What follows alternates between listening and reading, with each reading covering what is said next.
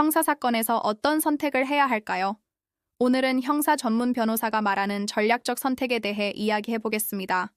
많은 분들이 형사사건에 연루되면 눈앞의 결과만 생각하기 쉽습니다. 하지만 정말 중요한 것은 사건 전체의 흐름을 읽고 단계별로 최적의 전략을 세우는 것입니다.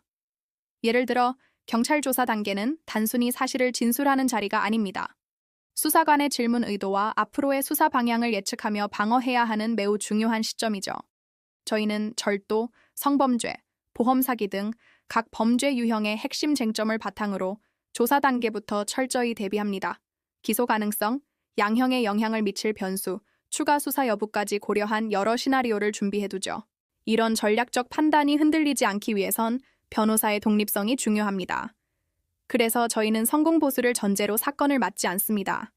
사건의 결과를 거래 대상으로 삼기보다 수사 초기부터 재판까지 모든 과정에서 책임감을 갖고 최선의 판단을 내리기 위한 구조입니다. 상담 단계에서 발생한 비용이 나중에 중복되지 않도록 조정하고 형식적인 착수금만으로 사건을 맡는 방식도 지향합니다. 사건 자체에 집중하는 것이 저희의 원칙입니다. 형사사건은 종종 민사, 행정 문제와 얽혀 있습니다. 출입국 비자 문제가 걸린 외국인 사건이나 공무원 징계가 따르는 사건처럼요. 이럴 때 각 절차를 따로 떼어놓고 보면 제대로 된 해결책을 찾기 어렵습니다. 저희는 형사, 민사, 행정 절차를 하나의 흐름으로 보고 종합적으로 접근합니다.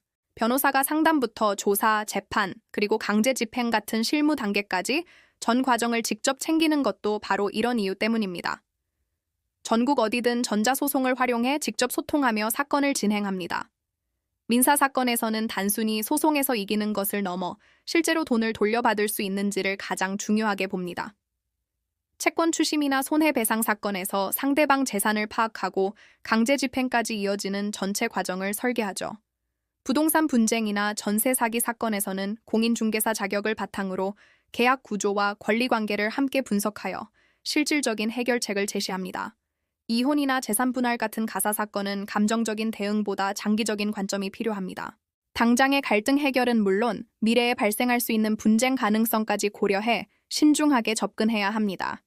학교폭력 소년 사건처럼 절차적 특수성이 강한 사건 역시 마찬가지입니다. 2014년 문을 연 이후 저희는 과장된 약속 대신 현실적인 해결책을 제시하며 신뢰를 쌓아왔습니다. 모든 사건을 내일 당장 진행한다는 마음으로 준비하고 의뢰인의 현재뿐 아니라 미래의 위험까지 함께 고민합니다. 이렇게 사건의 본질에 집중하며 민사, 형사, 가사, 행정 전반을 전문적으로 다루는 곳 바로 법률사무소 아신입니다.